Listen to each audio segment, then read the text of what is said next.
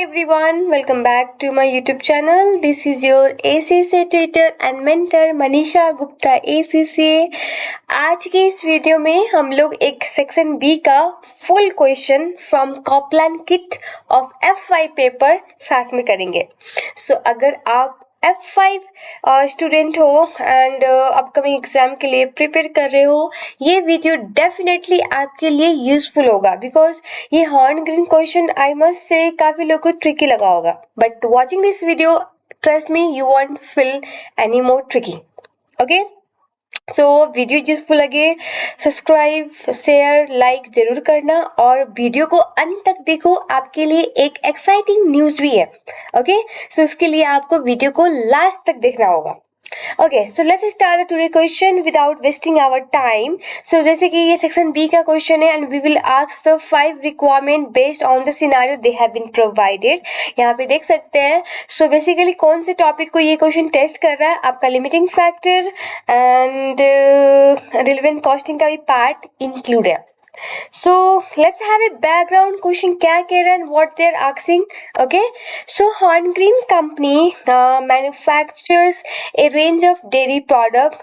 It produces 3 types of yogurt which it sells in 2 kg tubs to the hotel and holiday resort. Okay, fine. So company is producing the dairy product and basically the company is having 3 types of yogurt and which they used to sells in the like pack of 2 kg to the hotels and the resort, right? Detail of the demand, cost, selling price for the 3 types of yogurt are as follows. So basically they provide us the demand as well as their selling price and the cost, like including the variable and fixed. They have provided all the detail in this table below. So you can see the product name is natural, fruity and luxury, and the maximum demand per month in terms of unit is 5,000, 10,000, 15,000 respectively. Okay, and they provide us the selling price and they all are in the dollar per unit. We also have a direct labor, direct material and fixed production overhead. So and there are certain notes provided. What they are saying, direct labor is paid at the rate of 8 per hour. See, this one is little bit tricky that you need to understand, and here direct labor is per unit wise is 4. So let me open the Excel first. Okay, so now question says the direct labor is 4 per unit. Okay, and how much they are paying to the labor? They are paying $8 per hour. So now can you say me how much hour is used in making the 1 unit of the product? Yes, definitely. So basically while calculating this part, like what is the cost of labor per unit, it is made of from 2 things. ये 2 चीज से बना हुआ होता है. एक तो आपका dollar per hour means labour को हम लोग पर आवर कितना पे कर रहे हैं, एंड देन नेक्स्ट एक यूनिट के लिए कितना आवर लग रहा है लेबर का. So that is the hour per unit. और ऐसे ये आवर कैंसल आउट होके आपका फाइनल आंसर क्या होता है, dollar per unit which is 4 given. ठीक है, विच इज 4 गिवन. सो यहाँ पे इक्वल टू हम लोग करके दिखा सकते हैं dollar per unit. Y? Because आपका जो ये आवर जो है ये कैंसल आउट हो जाएगा. जो फाइनल आंसर होगा विच is the dollar per unit. अभी क्वेश्चन है हमको $4 दिया हुआ है पर यूनिट, मतलब एक प्रोडक्ट बनाने के लिए 1 unit of the product take I mean cost 4 per unit of the labour. Also question ने क्या दिया हमको कि 1 घंटा के लिए हम लोग कितना पे कर रहे हैं, 8. So now we can take out how much hour of labour is required to make the 1 unit of the product. वो कैसे आएगा? It's very simple maths. हम लोग जस्ट 4 डिवाइड बाई 8 करेंगे, दैट इज द 0.5. सो यहाँ पे 0.5 ये आपका आवर चाहिए. अगर आप देखोगे, एक सेकेंड है.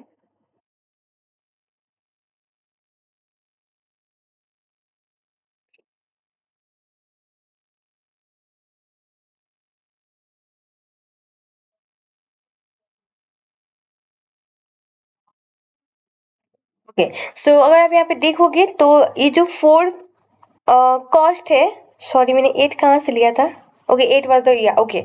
सिर्फ 4 पर यूनिट कॉस्ट था और हम लोग ने 0.5 निकाला जो कि नेचुरल को चाहिए। तो नेचुरल को बनाने के लिए हमको 0.5 आवर चाहिए ऑफ लेबर एक यूनिट के लिए, और हम लोग लेबर को 8 पर आवर पे कर रहे हैं, सो मल्टीप्लाई करके वी गॉट 4 पर यूनिट। ठीक है, वैसे ही हम लोग बाकी का भी निकाल सकते हैं, मैं जस्ट समझाने के लिए बताया, मे बी आगे यूज हो जाए। ठीक है, और क्वेश्चन ने हमको डायरेक्ट मटेरियल का भी दिया। Okay, direct material cost are 1.5 per KG. यहाँ पे भी वही ट्रिक लगेगा, ये हम लोग अगर 1 केजी के लिए पे कर रहे हैं तो 1 यूनिट में कितना केजी एब्जॉर्ब हुआ वो भी हम लोग को फिगर आउट करना पड़ेगा, तब जाके हमारा फाइनल कॉस्ट 3 पर यूनिट आया हुआ है। ठीक है, अभी ये समझो काम लगेगा। Fixed production overhead is absorbed using the machine hour basis at a rate of 1 per hour. So basically fixed production overhead को किस basis में absorb कर रहा है, ये machine hour के basis में, right? Okay, and fixed production overhead are joint cost of the 3 product, मतलब ये joint cost है, ये तीनों में लगा हुआ है। An external supplier has offered to supply unit of natural, fruity and luxury for 11, 17 and 25 per unit respectively. मतलब अगर हम लोग बाहर से ये natural, Frooti and luxury dairy item खरीदते हैं तो बाहर के सप्लायर कितने में ऑफर कर रहे हैं, वो कर रहे हैं 11, 17 एंड 25 रेस्पेक्टिवली, मतलब नेचुरल, फ्रूटी एंड लग्जरी के लिए। ठीक है, और Horgreen predict the following availability of the resources over the next 3 months. So basically अगर देखा जाए डायरेक्ट लेबर, डायरेक्ट मटेरियल और मशीन कैपेसिटी का मंथ 1 में we have a limited hours like 36,000 of labor hours है, 75,000 kg हमारे पास material available है and machine capacity is 140,000। So we need to identify कि इसमें से लिमिटिंग फैक्टर कौन सा है। वेरएस मंथ 2 में देखोगे तो we have unlimited of direct labour hour available as well as direct material available, but again machine capacity is limited to the 120,000 hours. However, month 3 में डायरेक्ट लेबर लिमिटेड है, बाकी दो चीज अनलिमिटेड है। Direct material and the product made are perishable, thus no inventory is held. Obviously ये perishable item के case में हम लोग को विद इन द मतलब तुरंत के तुरंत बेचना होता है, अदरवाइज वो सामान खराब हो जाएगा। Now let's see the question. ठीक है, क्वेश्चन यहाँ पे फर्स्ट क्या कहता है, For month 1, rank the product in order of the preference for making internally. ठीक है, सो अगर हम लोग ये सारे तीनों आइटम को अगर इंटरनली प्रोड्यूस कर रहे हैं तो कैसे रैंक करेंगे। सो यहाँ पे सबसे ये कौन से चैप्टर से पूछ रहा है, ये आपका लिमिटिंग फैक्टर से पूछ रहा है। लिमिटिंग फैक्टर में हम लोग क्या करते थे, पहले फर्स्ट स्टेप हमारा क्या था, आइडेंटिफाई द लिमिटिंग फैक्टर। पहले हम लोग को पता तो करना पड़ेगा लिमिटिंग फैक्टर कौन सा है, बिकॉज यहाँ पे 3 चीज अवेलेबल है, 3 चीज हमारे पास रिसोर्सेस है, लाइक एक डायरेक्ट लेबर है, डायरेक्ट मटेरियल है, मशीन कैपेसिटी है, राइट। तो we need to figure out for month 1 कि हमारे पास लिमिटिंग फैक्टर कौन सा है, क्योंकि तीनों चीज लिमिटेड है। इन मंथ 1 देखोगे तो आप डायरेक्ट लेबर भी 36,000 आवर्स लिमिटेड है, डायरेक्ट मटेरियल भी हमारे पास 75,000 ओनली है, मशीन कैपेसिटी 140,000 है। अब तीनों में से कोई एक हमारा लिमिटिंग फैक्टर होगा, पहले वो आइडेंटिफाई करते हैं। ओके, सो ये मैंने क्वेश्चन यहाँ पे कॉपी पेस्ट किया था यहाँ से। ठीक है,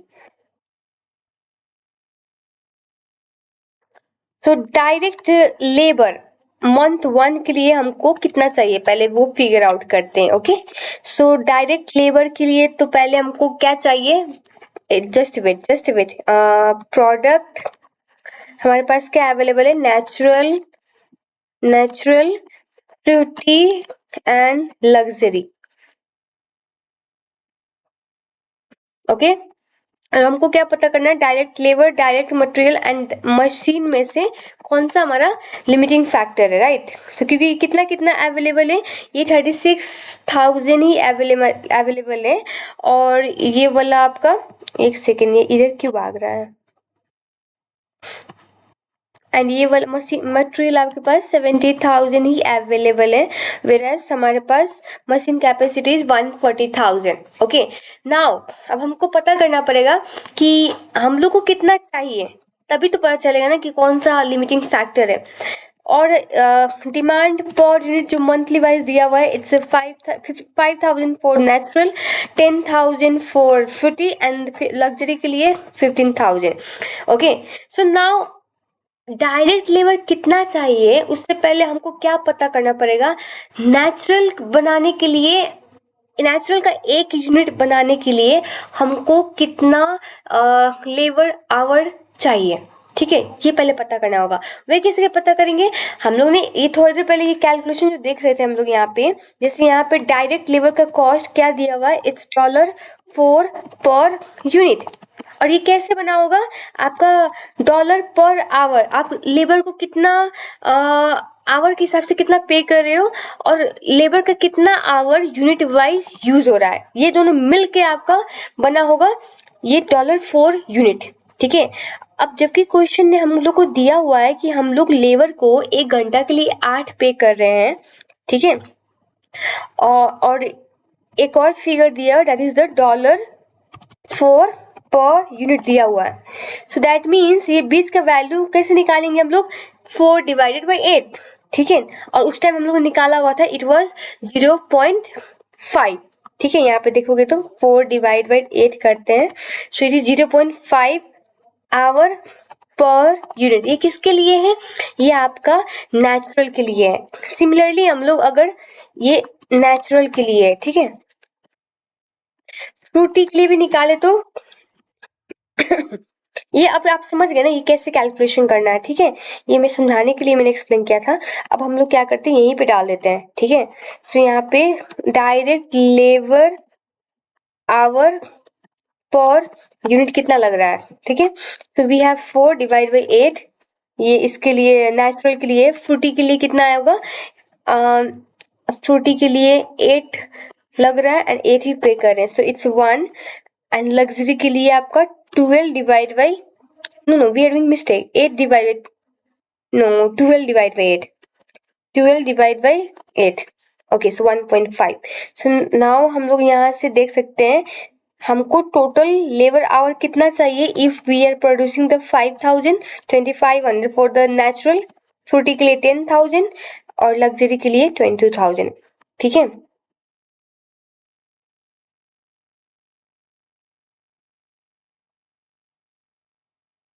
अब इसको टोटल करते हैं। ठीक है guys, so we have available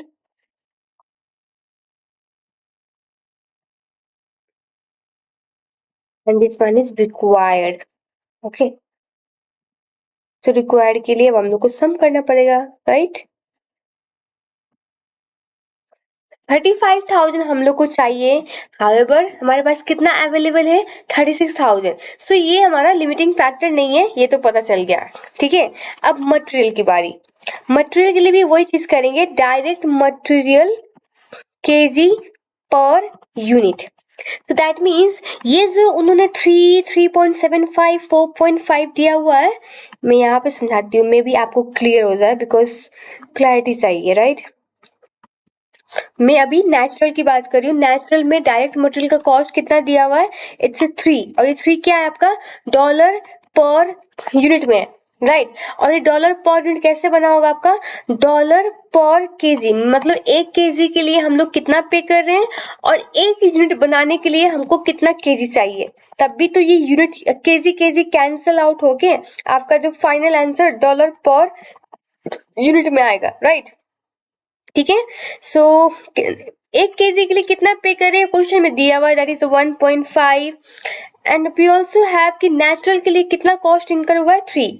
ठीक है, सो बीच का पोर्शन निकालने के लिए हम लोग को क्या करना पड़ेगा, 3 डिवाइड बाई 1.5, और ये सारे में एप्लीकेबल होगा। सो यहाँ पे हम लोग क्या करेंगे, 3 डिवाइड बाई 1.5, और यहाँ पे 3.75 डिवाइडेड बाई 1.5, और यहाँ पे 4.5 डिवाइडेड बाई 1.5। तो ये हमारा केजी पर यूनिट, मतलब नेचुरल को डायरेक्ट मटेरियल कितना चाहिए 1 यूनिट के लिए, 2। सो हम लोग अगर 5,000 प्रिपेयर कर रहे हैं यूनिट, तो कितना चाहिए, मल्टीप्लाई करेंगे, सो दैट इज 10,000। और यही फॉर्मूला को मैं कॉपी पेस्ट कर दूंगी सब में, अब देखते हैं ऊपर ये टोटल करने पे हम लोग को चाहिए कितना 80,000 but we only have 70,000 kg available. So ये direct material is limiting factor, इतना तो पता चल गया। आप मशीन का चेक करना चाहते हो, that's fine, you can check. ठीक है, मशीन का चेक कर सकते हो। तो मशीन के लिए भी हम लोग सेम जैसे डायरेक्ट लेबर और मटेरियल का किया वैसे ही करेंगे। Machine hour per unit. ठीक है, ये कैसे निकालेंगे? अगेन 1 डिवाइडेड बाई 1, दूसरा 4 डिवाइडेड बाई 1 और फिर 6 डिवाइडेड बाई 1। क्यों? क्योंकि उन्होंने बोल रखा है मशीन, ये जो फिक्स ओवरहेड है वो मशीन आवर के बेसिस में at the rate of 1 per hour absorb हो रहा है। ठीक है, सो नाउ 5000 के लिए कितना, 5000 अगर यूनिट प्रोड्यूस कर रहे हैं तो कितना चाहिए मशीन आवर? 5000। सिमिलरली फ्रूटी के लिए 40,000 एंड लग्जरी के लिए 90,000। सो इन सबको ऐड करेंगे तो कितना आएगा? 135,000। सी 135,000, जबकि हमारे पास अवेलेबल कितना है? 140,000 इनफ है। सो दैट मीन्स हमारा लिमिटिंग फैक्टर कौन सा है? डायरेक्ट मटेरियल, ये पता चल गया। सो फर्स्ट स्टेप हमारा कंप्लीट। सो हम लोग अगर रैंकिंग करते वक्त फर्स्ट क्या करते थे? We need to identify which is the limiting factor. ये first step done. So now इसी को मैं कॉपी करती हूँ एंड इन सबको हाइड कर देती हूँ अभी फिलहाल।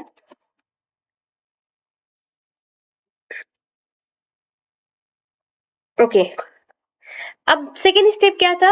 हम लोग को कंट्रीब्यूशन पर यूनिट निकालना है सारे प्रोडक्ट का। सो यहाँ पे कंट्रीब्यूशन क्या हो जाएगा?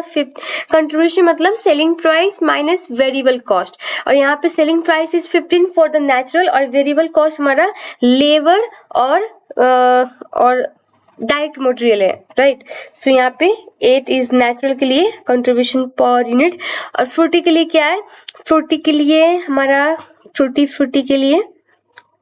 22 माइनस 8 माइनस 3.75।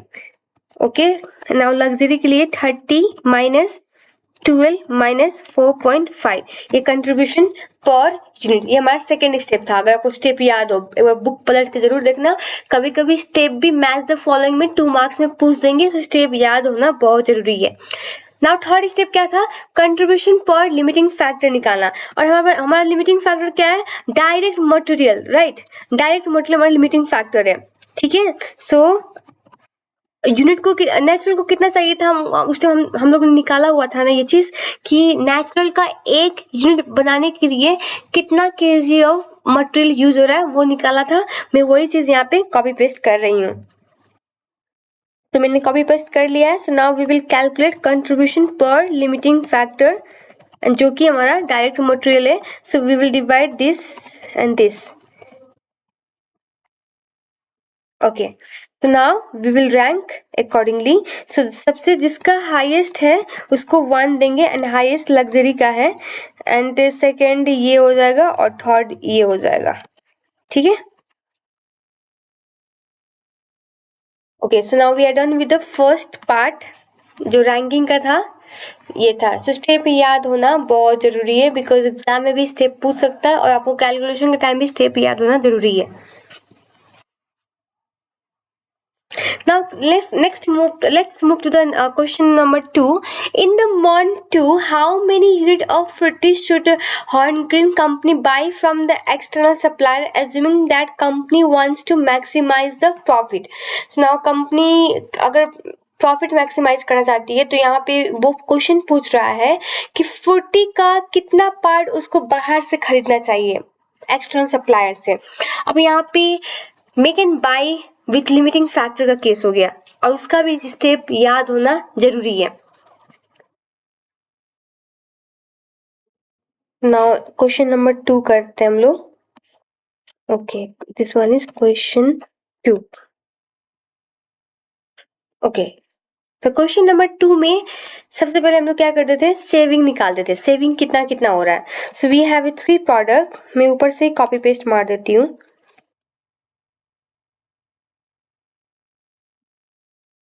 ओके, सो सेविंग के लिए पहले हमको क्या चाहिए? बाहर से खरीदने में कितना प्राइस पड़ रहा है। सो परचेज परचेज प्राइस,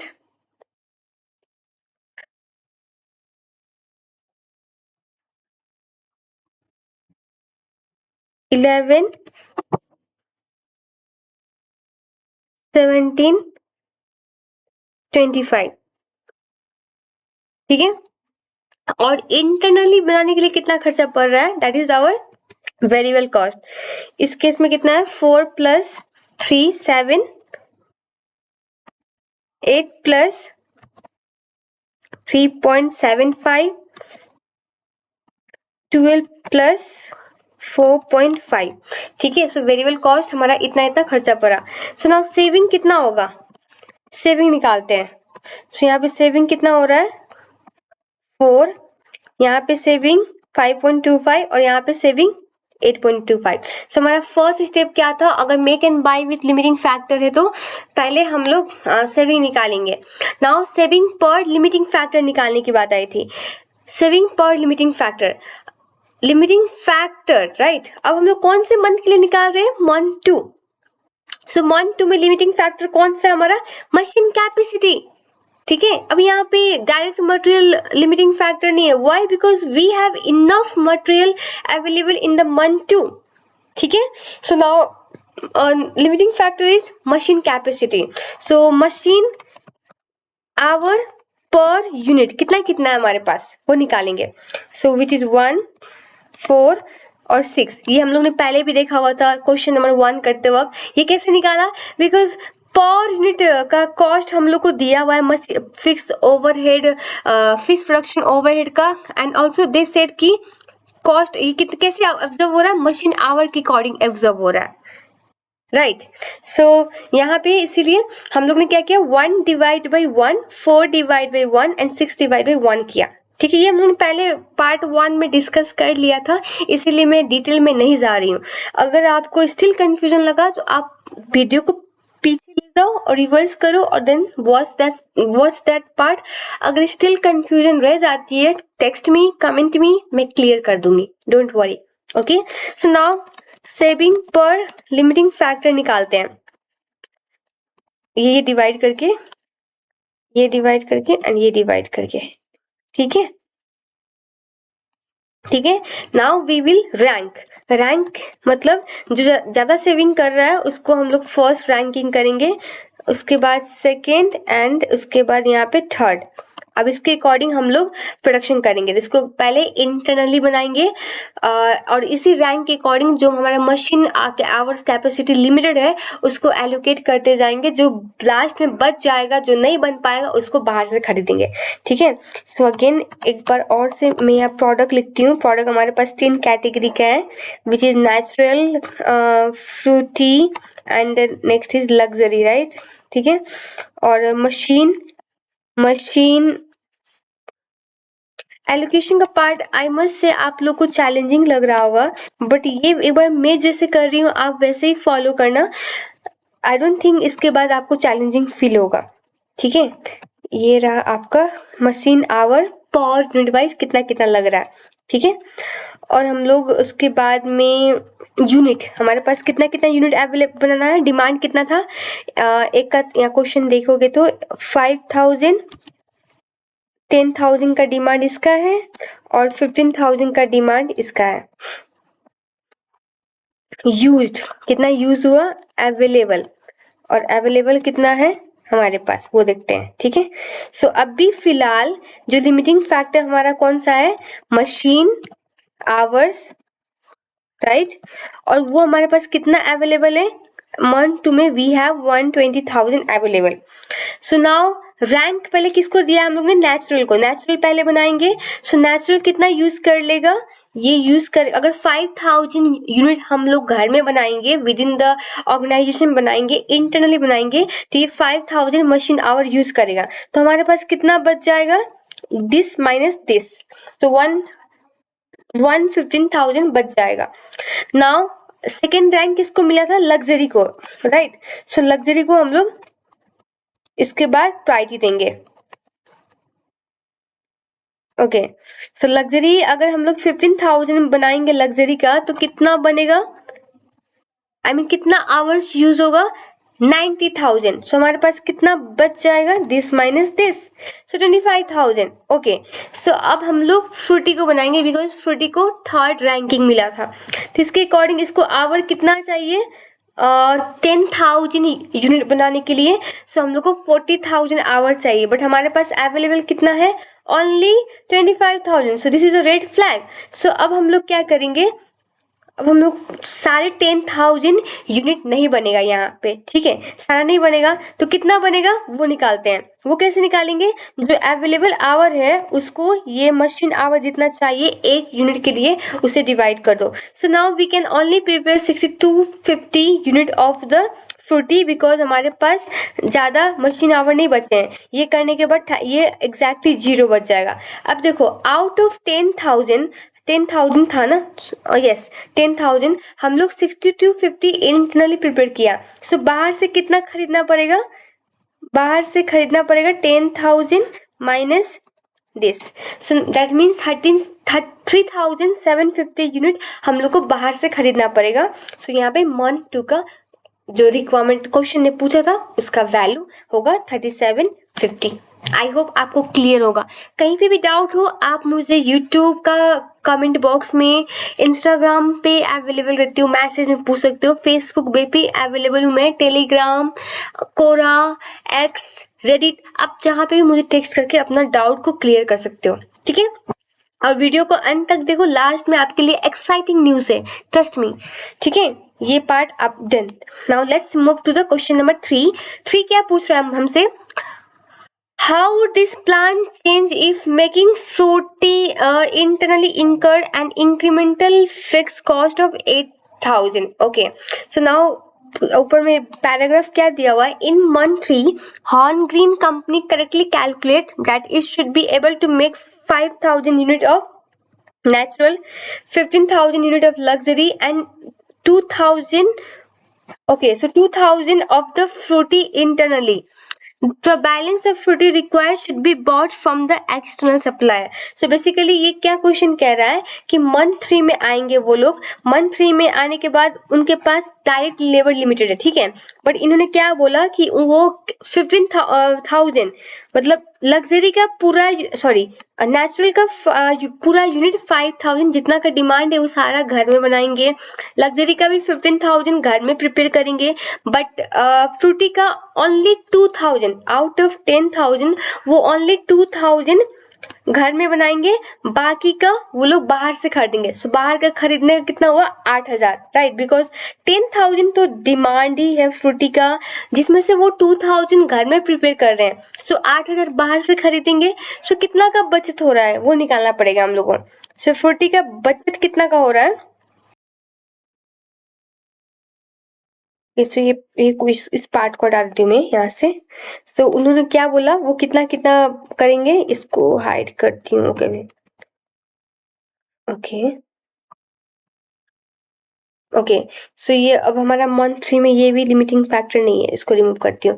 क्वेश्चन 3 के अकॉर्डिंग ये क्या बोल रहे हैं, मंथ 3 में नेचुरल का 5,000 पूरा यूनिट घर में बनाएंगे, लग्जरी का भी 15,000 पूरा बनाएंगे, बस फ्रूटी का ओनली 2,000 घर में बनाएंगे आउट ऑफ 10,000। सो 8,000 वो लोग बाहर से खरीदने का प्लान कर रहे हैं। ओके, सो नाउ क्वेश्चन क्या कह रहा है कि ये प्लान चेंज होगा अगर ये Frooti, if making Frooti internally incurred the incremental fix cost of 8,000। अभी तो ये जो फ्रूटी जितना बना रहे हैं 2,000 का, ये घर में बनाने की वजह से इनका फिक्स कॉस्ट बढ़ रहा है, कितना से, 8,000 से। तो इसीलिए ऑप्शन 4 ऑप्शन दिया हुआ है। फर्स्ट ऑप्शन कहता है कि प्लान वुड नॉट चेंज, उसके बाद all unit of Frooti would be bought externally, all unit of Frooti would made internally, 45,000 unit of Frooti would be made internally. So basically ये मतलब ऑप्शन दे रहे हैं, हम लोग को फिगर आउट करना पड़ेगा इस डिसीजन से क्या उनका प्लान चेंज हुआ कि नहीं, और प्लान चेंज हो रहा है तो क्या हम लोग सारे यूनिट बाहर बनाएंगे कि इंटरनली बनाएंगे, ये पूछ रहा है। तो यहाँ पे हम लोग क्या करेंगे कि हमारा इंक्रीमेंटल कॉस्ट तो पता चल गया कि 8,000 है, yes. So now what is the incremental income saving हमारे पास, सॉरी, अगर हम लोग 2,000 यूनिट घर में बना रहे हैं तो हमारा सेविंग कितना हो रहा है वो देखते हैं। सो सेविंग हमारा दिस इनटू ऊपर कैलकुलेट किया था हम लोगों ने, याद है त्रुटि के लिए। ओके मैंने हाइड कर, ये रहा त्रुटि, यहाँ पे सेविंग। सो सेविंग हमारा 10,500 हो रहा है। अच्छा है ना, नेट इम्पैक्ट हमारा तो पॉजिटिव ही है ना, पॉजिटिव ही है। सो इसीलिए प्लान चेंज नहीं करेंगे, बनाएंगे, ठीक है, बिकॉज हमारा जो सेविंग है which is more than the cost incurred, ठीक है। सो इसीलिए plan would not change. Okay, now next is,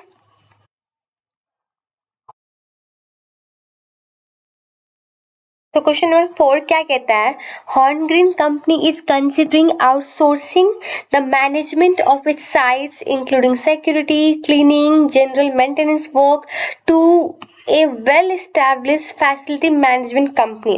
Which two of the following statement about this plan are correct? So basically ये outsourcing के बारे में discuss कर रहा है जो हम लोग ने पढ़ा था। और हॉर्नग्रीन कंपनी का काम क्या है, डेयरी प्रोडक्ट बनाना। ये जो क्लीनिंग, मेंटेनेंस, ये इसका नॉन कोर एक्टिविटीज है, राइट। सो अब यहाँ पे सर्टेन स्टेटमेंट दिया हुआ है, so we need to identify any two जो करेक्ट वन है, ठीक है, इस प्लान के लिए करेक्ट है। सो फर्स्ट वन क्या कहता है, economies of specialization should mean that Horngreen company will make some cost saving. Obviously अगर मैं वो फंक्शन, वो नॉन कोर एक्टिविटीज अगर आउटसोर्स कर रही हूँ, obviously I will make some saving. अब सेविंग इन द सेंस हो सकता है लेबर वगैरह जो भी इसके लिए इन्वॉल्व, तो उसको कॉस्ट नहीं पे करना पड़े, है ना। सो ये सब चीज कॉस्ट सेविंग ऑब्वियसली होगा। So A is correct. B. Horngreen company will no longer need to monitor this area of its organization. अब हम लोग आउटसोर्स कर रहे हैं वो function, right, win to check कि वो हमारा स्टैंडर्ड को मीट कर रहा है कि नहीं, हम लोग को जैसा चाहिए वैसा क्वालिटी ऑफ सर्विस वो हम लोग को दे रहे हैं कि नहीं। It is very important, right. So ऐसा नहीं है अगर हम लोग ने आउटसोर्स किया, we don't need to monitor, we need to monitor to ensure कि हम लोग जो स्टैंडर्ड, जो रिक्वायरमेंट हमारा वो मीट हो। इसलिए B is incorrect. C. There will be an increase in Horngreen management control over this area. अगर हम लोग कोई भी पार्ट आउटसोर्स करते हैं, उस पार्ट से हमारा कंट्रोल लूज होता है, ठीक है, ना कि इंक्रीज, बिकॉज वो एरिया को मैनेज कौन कर रहा है, थर्ड पार्टी, एक्सटर्नल पार्टी। सो अगर मान लो कोई चीज़ गड़बड़ हुई या फिर मतलब कोई मिस्टेक हुआ, बार बार उसको बोल रहे हैं, उस चीज़ पे हमारा कंट्रोल ही नहीं है ना, राइट। सो यहाँ पे ये भी स्टेटमेंट गलत हो गया। Now A and D बच गया आंसर, तो वो obviously D है। Let's read the why D is the correct. Management will be able to concentrate on the more on the Horngreen company core activity. Exactly जैसे मैंने पहले कहा था, ये नॉन कोर एक्टिविटी वो आउटसोर्स कर रहा है। ये आउटसोर्स करने के बाद मैनेजमेंट थोड़ा फ्री होके जो कोर एक्टिविटी है, डेयरी प्रोडक्ट वगैरह, उस पर फोकस होके काम करेगी, इसीलिए D is correct. Okay, now last, which of the following statement about joint product is are true? So joint product are accounted for in the same way as byproduct from a process. No, हम लोग ने F2 में भी पढ़ा था, ये दोनों को अलग अलग ट्रीट करते हैं हम लोग। Now 2, joint product are indistinguishable from the each other until the separation point. Exactly, वो separation point को क्या कहते हैं, split off point। उस point तक हम लोग differentiate नहीं कर पाते हैं, उसके बाद differentiate होते हैं as a joint product, right? So only 2 is the correct. So I hope ये क्वेश्चन का जो भी डाउट था आपका क्लियर हुआ होगा, नहीं हुआ होगा तो let me know, I will try my best to clear your doubt. And excitement news ये है कि आप लोग में से जो भी ये वीडियो देख रहे हैं, इस वीडियो में कमेंट जो भी करेंगे आप लोग, उनमें से मैं रैंडमली फ्यू पीपल को चूज़ करूँगी, फ्यू स्टूडेंट को चूज़ करूँगी। उनके लिए अगर आप सेक्शन सी के answer you want me to check, right, कि मैम एक बार चेक कर दो मैंने सही लिखा है कि नहीं, कहाँ पे इम्प्रूवमेंट चाहिए, वो चीज़ मैं पर्सनली आपको गाइड कर दूँगी। सो इसके लिए आपको कमेंट करना पड़ेगा और रैंडमली मैं नाम चूज़ करूँगी और उसी कमेंट में आपको रिप्लाई करूँगी। I will try to reach you there. Okay, या तो आप ना ईमेल ड्रॉप कर देना, मैं रैंडमली पीपल को चूज़ करूँगी, ठीक है। सो आई होप आप सेक्शन सी में स्पेशली ड्राफ्टिंग में काफ़ी स्टूडेंट स्ट्रगल करते हैं, मार्क्स लूज करते हैं, वो चीज़ मैं गाइड कर दूँगी। Okay, so thank you so much guys for watching my video को सब्सक्राइब, शेयर, लाइक ज़रूर करें।